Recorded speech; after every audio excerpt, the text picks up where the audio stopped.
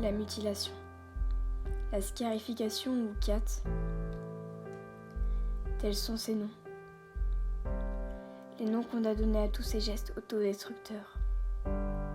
Et qui sait, tu les effectues peut-être en écoutant ce texte, mais reste, ne pars pas, et continue à écouter le son de ma voix.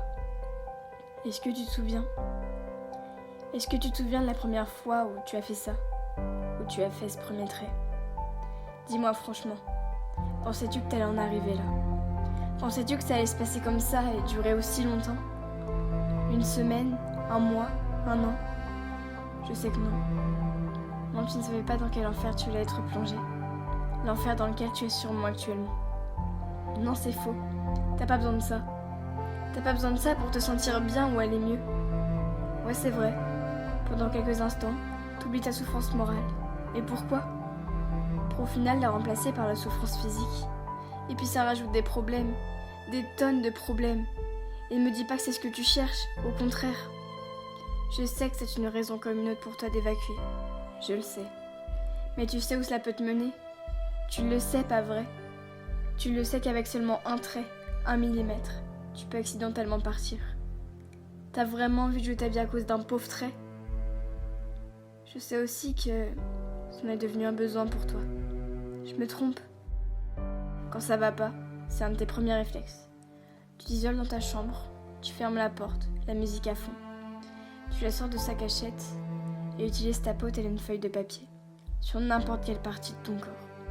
Alors maintenant tu vas m'écouter. Tu vas poser cette lame, ce compas, ce ciseau, bref ce qui tire à te faire du mal.